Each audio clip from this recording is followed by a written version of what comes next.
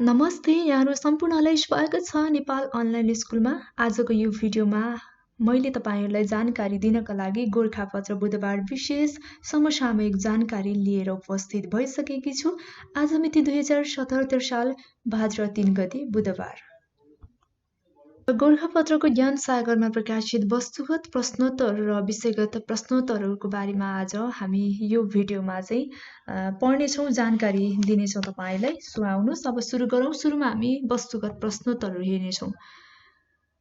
1 नम्बरमा रहेको छ नेपाल विद्युत प्राधिकरणका अनुसार आर्थिक वर्ष 2076-77 सम्म राष्ट्रिय ग्रिड मार्फत कति प्रतिशत घर परिवारमा राष्ट्रिय प्रसारण प्रणालीको विद्युत पुगेको छ?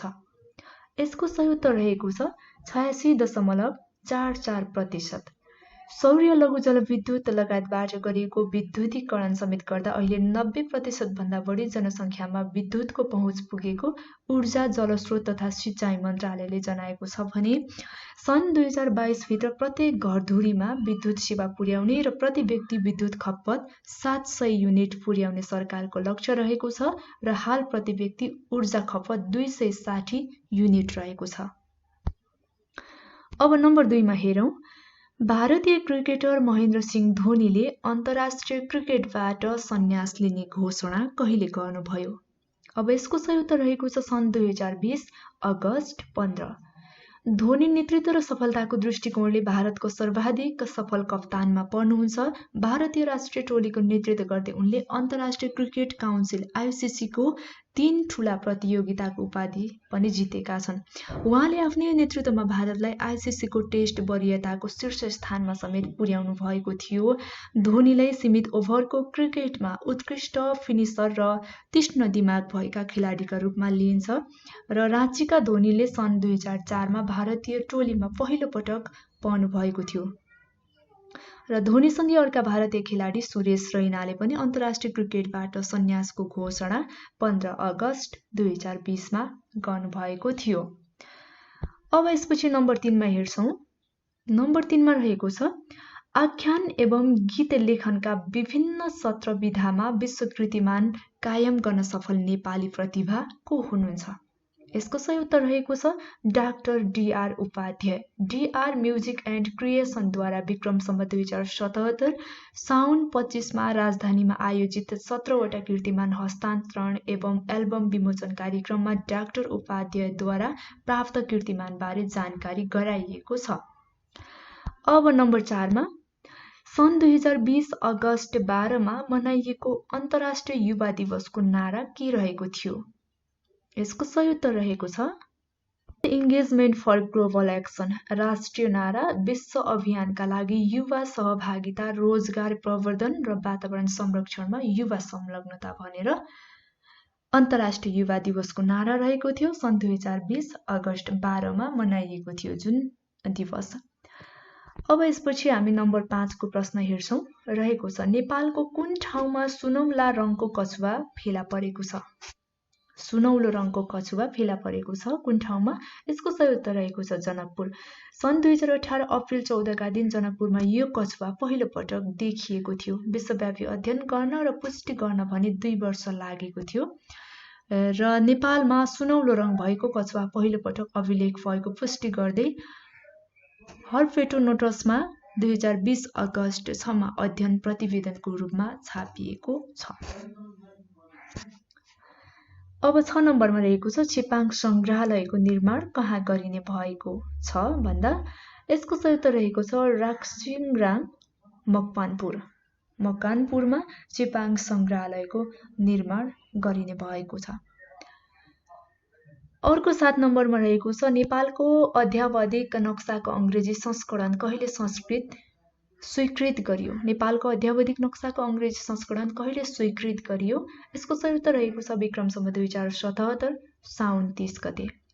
नापी विभागद्वारा तयार पारिएको नक्सा भूमि व्यवस्था, सहकारी तथा गरिबी निवारण मन्त्री पद्मा कुमारी अर्यालद्वारा स्वीकृत गरिएको अङ्ग्रेजी संस्करणको नक्सा प्रकाशन भएसँगै संयुक्त राष्ट्र सङ्घ कूटनीतिक नियोग तथा समग्र अन्तर्राष्ट्रिय जगतमा पठाउन बाटो खुलेको र विगतमा विभिन्न कारणले छुट्न गएको लिम्पिया धुरा लिपुले कालापानी सहितको नक्सा 2077 जेठमा प्रकाशित गरिएको थियो। क्रममा 8 नम्बरमा रहेको छ अर्को प्रश्न, कोरोना भाइरस विरुद्धको खोप तयार पारिएको घोषणा गर्ने पहिलो राष्ट्र कुन हो? यसको सही उत्तर रहेको छ रुस। सन् 2020 अगस्त 11 मा घोषणा गरेको थियो रुसले। रुसका राष्ट्रपति भ्लादिमिर पुटिनले विश्वकै पहिलो कोरोना भाइरस विरुद्धको खोप रुसले बनाएको घोषणा सन् 2020 अगस्त 11 मा गरेको थियो। सो खोपलाई स्पुत्निक भी, रुसको पहिलो उपग्रह स्पुत्निकबाट नामाकरण गरिएको छ र मस्को स्थित गेमेलिया रिसर्च इन्स्टिच्युटले एडेनोमो भाइरसलाई आधार बनाई यो खोपको विकास गरेको छ। जुन के भाइरसलाई भन्दा एडेनो भाइरसलाई आधार बनाएर यो खोपको चाहिँ विकास गरेको छ। अब यसै गरी नम्बर 9 मा रहेको छ, अमेरिकी राष्ट्रपति चुनावमा डेमोक्रेटिक पार्टीको तर्फबाट उपराष्ट्रपति पदमा उम्मेदवार बन्ने भारतीय मूलको महिला को हुन्? यसको सही उत्तर रहेको छ कमला हैरिस। अनि प्रश्न नम्बर 10 मा, अष्टमी चाड कुन जातिमा प्रचलनमा रहेको छ? अर्थात् अष्टमी चाड भन्नाले कुन जातिमा प्रचलन रहेको चाड मानिन्छ भन्दा यसको सही उत्तर रहेको छ थारू।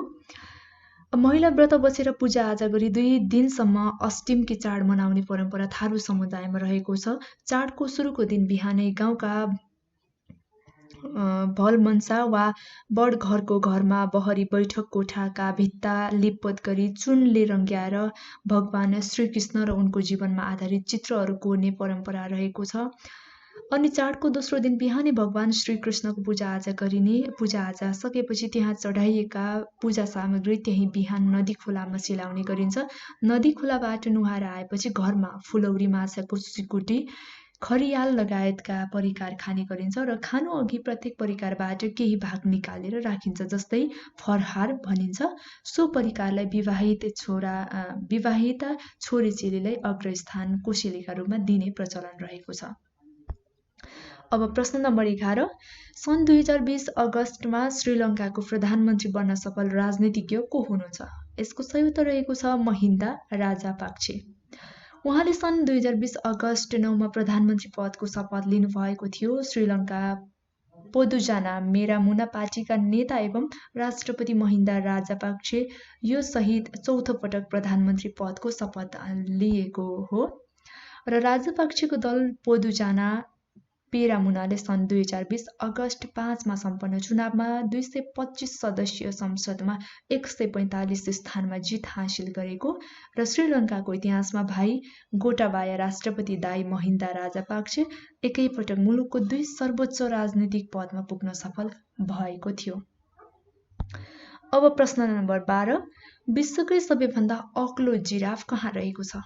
यसको सही उत्तर रहेको छ अस्ट्रेलिया। अस्ट्रेलियाको क्विन्सल्यान्ड स्थित चिडियाखानामा रहेको सो जिराफ विश्वकै सबैभन्दा अग्लो भएको गिनिज वर्ल्ड रेकर्डले घोषणा सन् 2020 अगस्तमा गरेको थियो र सो जिराफको उचाइ 18 फिट 8 इन्च रहेको छ।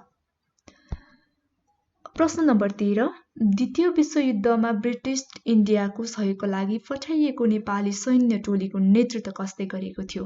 यसको सही उत्तर रहेको छ एकराज शमशेर र ब्रह्म शमशेरले। अनि प्रश्न नम्बर 14, नेपालमा कागजपत्रमा मिति उल्लेख गर्दा तिथि र बार लेख्ने प्रचलन कहिलेसम्म कायम थियो? यसको सही उत्तर रहेको छ विक्रम सम्वत 1961 माघसम्म। अनि प्रश्न नम्बर 15, प्रतिनिधि सभा र प्रदेश सभा सदस्य निर्वाचनमा कस्तो निर्वाचन प्रणाली अपनाउने व्यवस्था रहेको छ? यसको सही उत्तर रहेको छ पहिलो हुने निर्वाचित हुने निर्वाचन प्रणाली र समानुपातिक निर्वाचन प्रणाली। यसै क्रममा 16 नम्बरको प्रश्न हेरौँ, नेपालको प्रदेश सभा कति सदनात्मक हुने व्यवस्था रहेको छ? यसको सही उत्तर रहेको छ 1 सदनात्मक। 17 नम्बरमा छ नेपाली भाषाका प्रथम कवि कसलाई मानिन्छ? यसको सही उत्तर रहेको छ शुभानन्द दास। 18 नम्बरमा टिमको सबैभन्दा लोकप्रिय र सिपालु खेलाडीलाई के भनी चिनिन्छ? यसको सही उत्तर रहेको छ मार्की खेलाडी। र 19 नम्बरमा छ सरकारले 7 प्रदेशका लागि कति स्थानमा एकीकृत बस्ती निर्माण गर्ने भएको छ? यसको सही उत्तर रहेको छ 8 स्थानमा। जुन अन्तर्गत अव्यवस्थित सहरी विकासले सहरको सौन्दर्य गुम्नुको साथै बस्ती बसिसकेपछि पूर्वाधार निर्माण गर्न पनि खर्चिलो र झन्झटिलो हुने भन्दै सो कुरालाई व्यवस्थित गर्ने उद्देश्यका साथ एकीकृत बस्ती विकास गरिने भएको हो। यसपछि शहरी विकास तथा भवन निर्माण विभागका अनुसार एकीकृत बस्तीका लागि छानिएका स्थानमा पहिलो चरणमा सडक र ढल निर्माणका साथै केही स्थानमा हाट बजार पनि विकास गरिने भएको। पहिलो चरणमा निर्माण गरिने हाट बजार सडक र ढल निर्माण गर्नका लागि 2,67 करोड 40 लाख रुपियाँ लागत लाग्ने अनुमान पनि रहेको छ भने एकीकृत बस्ती विकासका लागि छनौट गरिएका 8 स्थानहरू हेर्नुहोस् रहेको छ। प्रदेश नम्बर 1 को ओखलढुङ्गाको रामपुर, प्रदेश नम्बर 2 को रौतहटको भवानीपुर, बागमती प्रदेशको सिन्धुलीको कपिलाकोट, अनि गण्डकी प्रदेशको बागलुङको बलेवा, प्रदेश नम्बर 5 को रोल्पाको माडीचौर, कर्णाली प्रदेशको मुगुको गमथा, सुदूरपश्चिम प्रदेशको बझाङको चौरजोहारी र बाजुराको मार्तडी। सरकारले दिनुपर्ने सार्वजनिक सेवाका आधारभूत पूर्वाधार एकै स्थानमा निर्माण गरी त्यस स्थानमा बस्ती विकास गर्ने प्रणाली नै एकीकृत बस्ती विकास हो र सरकारले बनाएको योजना अनुसार एकीकृत बस्तीमा सडक, ढल, खानेपानी, विद्युत, हेल्थ पोस्ट, अस्पताल, विद्यालय, सेवा केन्द्र, बैंक तथा वित्तीय संस्था, उद्योग, त्यसपछि कल कारखानाहरू 15 देखि 20 किसिमका सामाजिक, आर्थिक, सांस्कृतिक पूर्वाधारहरूको निर्माण गरिने भएको छ। जुन हामीले एकीकृत बस्ती विकासका लागि छनौट गरिएको 8 स्थानसँग सम्बन्धित हेरिसक्यौं। अब प्रश्न नम्बर 20 मा रहेको छ, सर्वोच्च अदालतले अनलाइन तारिख सेवा कहिलेदेखि सुरु गरेको हो? यसको सही उत्तर रहेको छ विक्रम सम्वत 2071 मङ्सिर 14 गतेदेखि सर्वोच्च अदालतले अनलाइन तारिख सेवा सुरु गरेको हो। सर्वोच्च अदालतमा दर्ता गरी तारिखमा बसेका मुद्दाका पक्षहरूलाई सुविधा प्रदान गर्ने उद्देश्यले सर्वोच्चमा नआइकनै आफूलाई पाए पनि नजिकको जिल्ला अदालत वा पुनरावेदन अदालतबाट अनलाइन तारिख लिन सक्ने व्यवस्था गरिएको। तत्काल देशभरिका 31 जिल्ला अदालत तथा 9 पुनरावेदन अदालतमा लागू गरिएको यो सेवा पश्चात तारिखै पछि राजधानी आउनुपर्ने र अनावश्यक खर्च हुने पीडाबाट सर्वसाधारणलाई राहत हुने विश्वासका साथमा यो काम गरिएको हो र यसका साथै मुद्दाको दर्ता नम्बर, दर्ता मिति, पेशी मिति, आदेश वा फैसलाको जानकारी मोबाइल SMS-बाटै पनि उपलब्ध हुने व्यवस्था गरेको छ। जुन चाहिँ सर्वोच्च अदालतले अनलाइन तारिख सेवा विक्रम सम्वत 2071 मङ्सिर 14 गतेबाट सुरु गरेको हो। अब प्रश्न नम्बर 21 हेरौँ है। 21 नम्बरको प्रश्न, व्यावसायिक कफी खेती सर्वेक्षण 2075 अनुसार कफी उत्पादनमा नेपालको पहिलो जिल्ला कुन हो? यसको सही उत्तर रहेको छ काभ्रेपलाञ्चोक। यो सर्वेक्षण अनुसार दोस्रो र तेस्रो स्थानमा क्रमशः स्याङ्जा र सिन्धुपाल्चोक रहेको छ। सर्वेक्षणमा 50 बोटभन्दा धेरै खेती गर्ने कृषकहरूलाई व्यावसायिक खेती गर्ने कृषकका रूपमा समेत सूचीकृत गरिएको छ। सर्वेक्षण अनुसार कफी खेती गर्ने किसान 6,346 रहेको र कफी उत्पादनमा प्रदेश नम्बर 3 पहिलो स्थानमा रहेको छ। यसैगरी तथ्याङ्क विभागका अनुसार 77 जिल्ला मध्ये मध्य पहाडी क्षेत्रका 32 जिल्लामा कफी खेती हुँदै आएको छ। जुन तथ्याङ्क विभागका अनुसार 77 जिल्ला मध्ये मध्य पहाडी क्षेत्रमा चाहिँ 32 जिल्लामा कफीको उत्पादन, कफी खेती हुँदै आएको छ। अब प्रश्न नम्बर 22, इनर्जी बैंकिङको अवधारणा अनुरूप नेपालमा उत्पादित बिजुली भारत निकासीको सुरुवात कहिलेदेखि गरियो? यसको सही उत्तर रहेको छ विक्रम सम्वत 2076 असार 27 गतेदेखि। प्रश्न नम्बर 23, DANIDA डानिडाको पूरा रूप के हो? हेर्नुहोस् है, DANID डानिडाको पूरा रूप के हो? Danish international development agency. प्रजातन्त्र, मानव अधिकार, सामाजिक विकास, पर्यावरण एवं दिगो विकासका क्षेत्रमा विभिन्न राष्ट्रहरूलाई सहयोग प्रदान गर्दै आएको यो संस्थाको स्थापना सन् 1962 मा भएको हो। डानिडाको स्थापना र यसको मुख्यालय डेनमार्कको कोपनहेगनमा रहेको छ। जुन डानिडाको चाहिँ मुख्य कार्यालय चाहिँ डेनमार्कको कोपनहेगनमा चाहिँ रहेको छ। प्रश्न नम्बर 24 नेपालको इतिहासमा हालसम्मकै लामो संसद अधिवेशन कति दिन सञ्चालन भएको थियो? यसको सही उत्तर रहेको छ 381 दिन। विक्रम सम्वत 2073 वैशाख 21 देखि 2074 जेठ 4 गतेसम्म नेपालको इतिहासमा सबैभन्दा लामो संसद अधिवेशन 381 दिनसम्म चलेको थियो। प्रश्न नम्बर 25 नेपाल विज्ञान तथा प्रविधि प्रज्ञा प्रतिष्ठान नास्टेले विदेशमा रहेका नेपाली वैज्ञानिक विज्ञान र सिपलाई स्वदेशमा सदुपयोग गर्ने उद्देश्यका साथ सञ्चालन गर्न थालेको कार्यक्रम कुन हो? यसको सही उत्तर रहेको छ ब्रेन पुलिङ। विदेशमा रहेर विभिन्न विषयमा अध्ययन अनुसन्धान गरिरहेका वैज्ञानिकहरूलाई नेपालमा आएर नयाँ खोज र अनुसन्धानका लागि प्रेरित गर्न ब्रेन पुलिङ कार्यक्रमको सञ्चालन गर्न थालिएको हो। सो कार्यक्रम अन्तर्गत जलवायु परिवर्तन, ऊर्जा, वातावरण पूर्वाधार विकास, प्राकृतिक प्रकोप, जनस्वास्थ्य तथा औषधि विज्ञान, जैविक विविधता संरक्षण एवं सूचना प्रविधिको क्षेत्रमा अनुसन्धान हुने नास्टेलले जनाएको छ। र नास्टेलले यसअघि फर्क वैज्ञानिक तिमीलाई डाक्छ नेपाल कार्यक्रम समेत सञ्चालन गरेको थियो। यो चाहिँ के भन्दा फर्क वैज्ञानिक तिमीलाई नेपालले डाक्छ भन्ने कार्यक्रम पनि नास्टेलले सञ्चालन गरेको थियो। अब 26 नम्बरको प्रश्न रहेको छ नेपालमा पहिलो पटक राष्ट्रिय जनस्वास्थ्य सर्वेक्षण कहिले गरियो? यसको सही उत्तर रहेको छ सन् 1996। नेपालमा सन् 2016मा 5औं राष्ट्रिय जनस्वास्थ्य सर्वेक्षण सम्पन्न भयो नेपालमा, र नेपालमा प्रत्येक 5 वर्षमा चाहिँ स्वास्थ्य सर्वेक्षण गरिँदै आएको छ। क्रममा 27 नम्बरको प्रश्न रहेको छ सरकारले 20 वर्ष पुराना सवारी साधनलाई कहिलेदेखि सञ्चालनमा रोक लगाउने निर्णय गरेको हो? यसको सही उत्तर रहेको छ विक्रम सम्वत 2074 चैत्र 1 गतेदेखि सरकारले 20 वर्ष पुराना सवारी साधनहरूलाई चाहिँ सञ्चालन गर्न रोक लगाउने निर्णय गरेको हो। सरकारको निर्णय अनुसार चैत्र 1 देखि 20 वर्ष पुराना सवारीलाई कुनै पनि रुटमा चल्न इजाजत नदिने यातायात व्यवस्था विभागले जनाएको छ। गत वर्ष फागुनदेखि काठमाडौँ उपत्यकामा 20 वर्ष पुराना सवारी साधनको सार्वजनिक प्रयोगमा रोक लगाइएको थियो। यस निर्णयले केही पुराना सवारी साधन हटे पनि धेरैजसो सवारी साधन काठमाडौँ उपत्यका बाहिर लगेर सञ्चालन भए भने केही सवारी साधन विद्यालय लगायतले निजी सवारी साधनका रूपमा प्रयोग पनि गरेका थिए। तर यसपटक भने सरकारले मुलुकभर नै 20 वर्षभन्दा पुराना सवारी साधनलाई सञ्चालनमा रोक लगाउने निर्णय गरेको छ। पुराना सवारी साधन हटाएर वायु प्रदूषण केही कम गर्न सकिने पनि बताएको छ। चीन, भारत, बेलायत, फ्रान्स, नर्वे लगायतका मुलुकले सन् 2030 सम्ममा सबै सवारी साधनलाई विद्युतीय बनाउने घोषणा पनि गरेको छ। यसै क्रममा 28 नम्बरको प्रश्न हेरौँ। सरकारले सुरक्षित मातृत्व सम्बन्धी विशेष अभियान सञ्चालन वर्षका रूपमा कुन वर्षलाई घोषणा गरेको हो?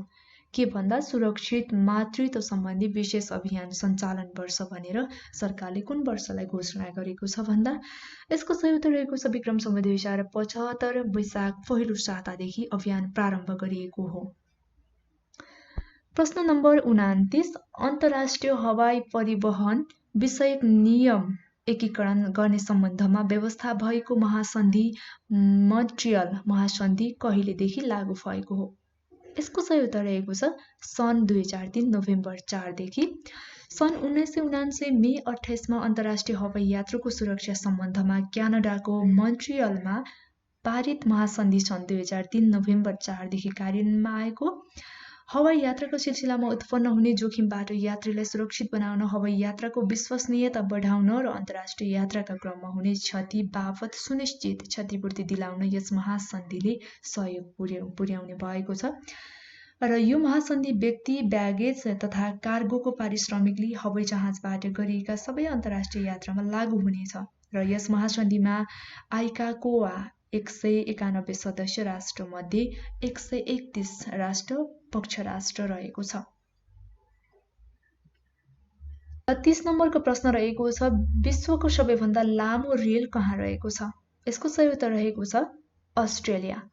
अस्ट्रेलिया स्थित फलाम तथा स्टिल उत्पादक कम्पनी BHP बिलिसनद्वारा आफ्नो माल सामान ओसार पसारका लागि सञ्चालनमा ल्याइएको यो रेलमा 682 बोगी डिब्बा रहेको छ र एक पटकमा 82,000 टन भार बोक्न सक्ने क्षमतायुक्त यो रेलको लम्बाइ 7.353 किलोमिटर बराबर रहेको छ। यो वस्तुगत प्रश्नोत्तरको प्रस्तुतकर्ता टङ्क केसी हुनुहुन्छ।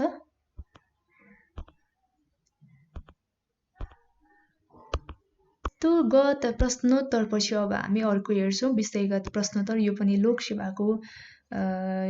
लोकसेवाको लागि एकदमै इम्पोर्टेन्ट हुनसक्छ होइन। ब्याङ्किङ तयारीको लागि तपाईँलाई समसामयिक जानकारीहरू जुनै पनि क्षेत्रको तयारी गर्दै हुनुहुन्छ भने पनि तपाईँलाई एकदमै महत्त्वपूर्ण हुन्छ तपाईँको लागि। अब हामी गोरखापत्रको ज्ञान सागरमै प्रकाशित हामीले योभन्दा अगाडि विषयगत नभएर वस्तुगत हेरिसकेका छौँ। अब चाहिँ हामी विषयगत प्रश्नोत्तरहरू पनि यहाँ प्रकाशित हेर्छौँ के रहेको छ।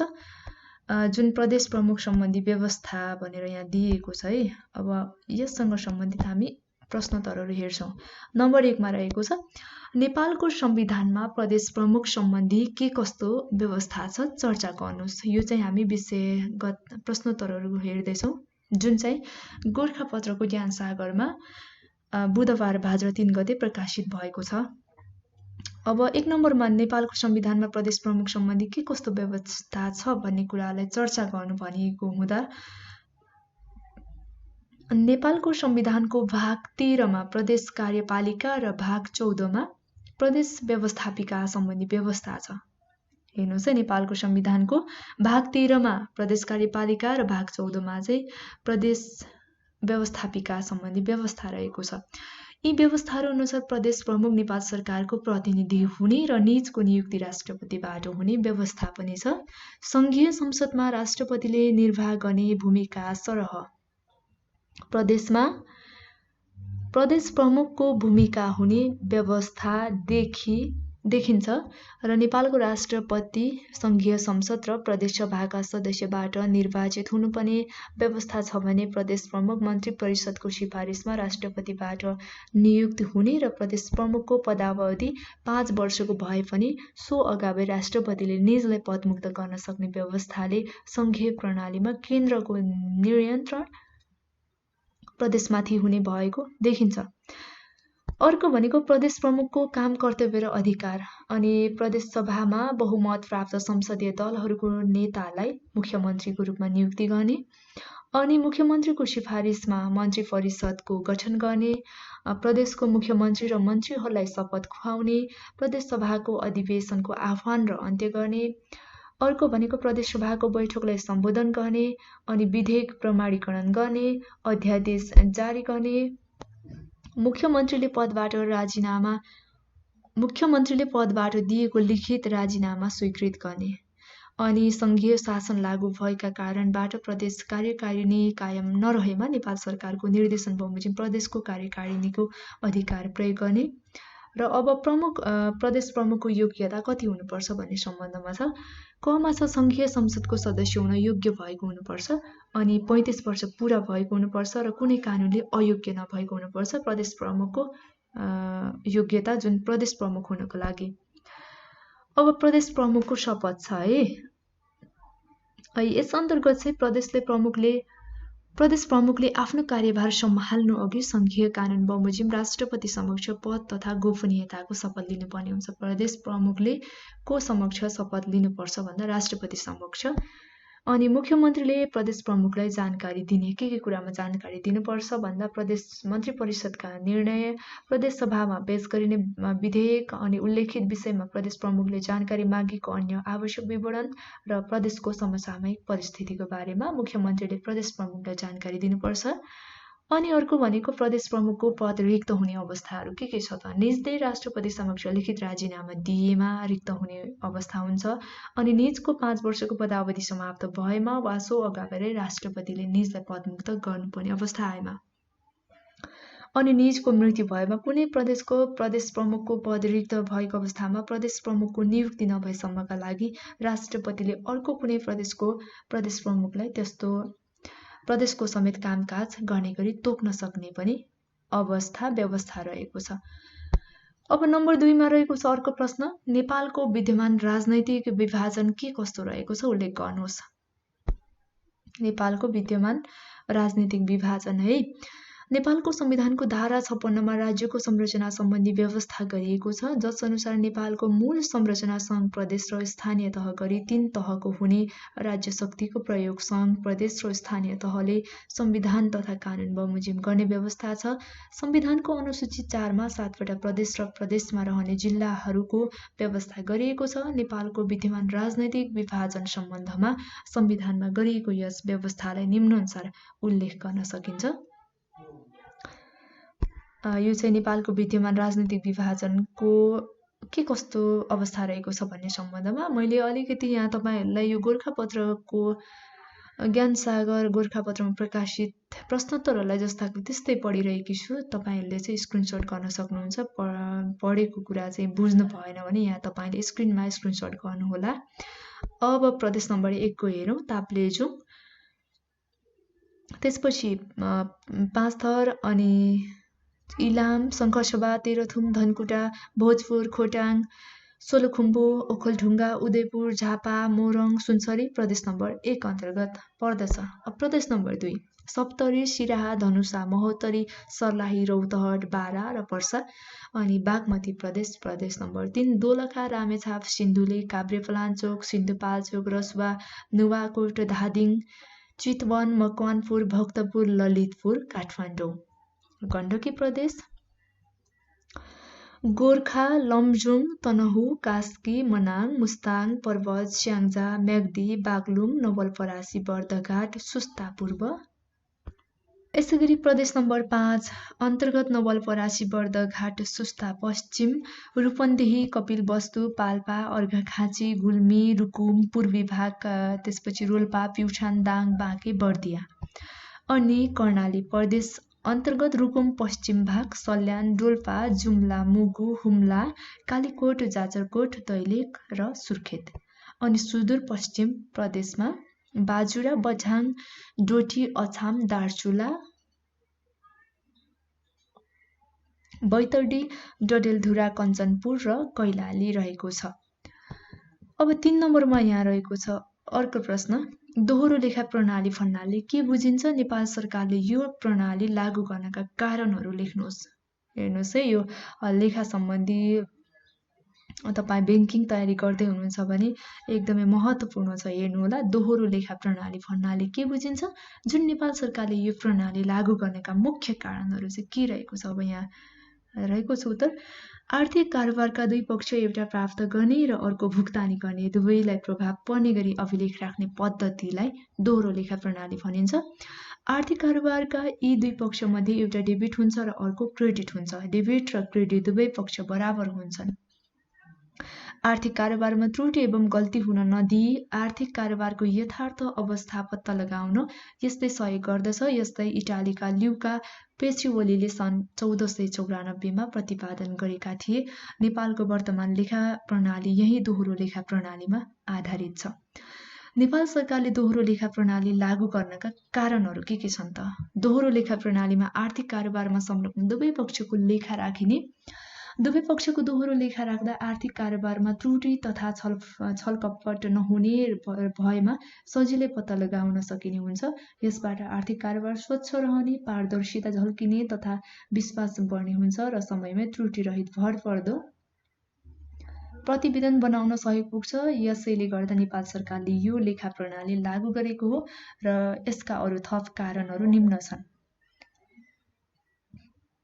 सरकारी आर्थिक कारोबारको यथार्थ अवस्था पत्ता लगाउन, यसैगरी आर्थिक कारोबारको प्रारम्भिक अभिलेख, कोषवारा भौचरदेखि बैंक नगरी किताब, बजेट सिट, मासिक, चौमासिक एवं वार्षिक प्रतिवेदन लगायतका सबै कार्यमा शुद्धता कायम गर्न, यसपछि सरकारी नीति योजना कार्यक्रम तथा बजेट निर्माणका लागि आवश्यक पर्ने वित्तीय सूचना समयमै पुर्याउन, आन्तरिक नियन्त्रण प्रणालीलाई प्रभावकारी बनाउन, सरकारी लेखा परीक्षण कार्यलाई सरल बनाउन, सरकारी आर्थिक कारोबारमा एकरूपता कायम गर्न र सरकारी लेखा प्रणालीलाई अन्तर्राष्ट्रिय मापदण्डमा आधारित बनाउन नेपाल सरकारले दोहोरो लेखा प्रणालीको प्रयोग गर्ने गर्दछ।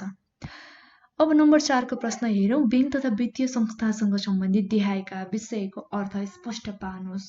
विद्युतीय कारोबार छ कमा, खमा लिजिङ, गमा हाइपोथेकेसन कर्जा र घमा प्रतिपत्र। अब विद्युत कारोबार छ सुरुमा telephone, telex, computer, magnetic tape वा त्यस्तै प्रकारका अन्य विद्युतीय उपकरणको माध्यमबाट निक्षेप लिने, भुक्तानी दिने, रकमान्तर गर्ने कारोबारलाई विद्युतीय कारोबार भनिन्छ। यस्तै terminal, automated teller machine, ATM, cash dispensing मेसिनको माध्यमबाट हुने कारोबार, चार्ज कार्ड, त्यसपछि डेबिट कार्ड तथा क्रेडिट कार्डबाट हुने कारोबारलाई पनि जनाउने गर्छ विद्युतीय कारोबार भन्नाले। अर्को छ लिजिङ, चल अचल सम्पत्तिको स्वामित्व निश्चित अवधिका लागि बैंक तथा वित्तीय संस्थासँगै रहने, ग्राहकले भोगाधिकार मात्र प्राप्त गरी सो बापत निश्चित समय तालिकामा रकम बुझाउने सम्झौता बमोजिमको कार्यलाई लिजिङ भन्ने गरिन्छ।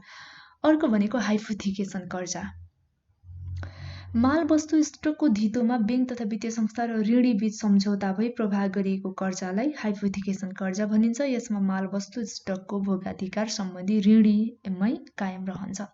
र अर्को भनेको प्रतिपत्र, कुनै एक बैंक तथा वित्तीय संस्थाले कुनै अर्को बैंक वा वित्तीय संस्थाको नाममा कुनै व्यक्तिको निश्चित रकमले खामेसम्मको चेक, ड्राफ्ट, विनिमय पत्र स्वीकार गर्नु भनी लेखेको पत्रलाई प्रतिपत्र भनिन्छ। र यो विषयगत प्रश्नोत्तरहरू चाहिँ हेमचन्द्र शर्माले प्रस्तुत गर्नुभएको छ। र आजको यो भिडियोमा मैले तपाईहरुलाई जानकारी दिएँ मिति 2077 भाद्र 3 गते बुधबार, जुन बुधबार विशेष समसामयिक जानकारीहरू गोरखापत्रको ज्ञान सागरमा आउने गर्दछ प्रत्येक बुधबार। र तपाईलाई म आउने श्रृङ्खलाहरूको पनि क्रमैसँग जानकारी दिँदै जानेछु। र यो विषय चाहिँ जुन समसामयिक रहेको छ, समसामयिक जानकारीहरू तपाईँ विभिन्न लोक सेवाको तयारी गर्दै हुनुहुन्छ, बैंकिङको तयारी गर्दै हुनुहुन्छ भने तपाईलाई चाहिँ यो समसामयिक जानकारीहरू हुन आवश्यक छ। र हामीले आज यही हेर्यौं जुन लोक सेवा गोरखापत्र अर्थात् ज्ञान सागर, गोरखापत्रको ज्ञान सागरमा प्रकाशित विषय वस्तुगत र वस्तुगत दुवै प्रश्नोत्तरलाई हेरिसकेका छौं। आजको भिडियो यति नै। अर्को भिडियोमा नयाँ टपिकको साथमा उपस्थित हुनेछु। हेरेर साथ दिनु भएको छ तपाईको अमूल्य समयका लागि तपाईलाई धेरै धेरै धन्यवाद।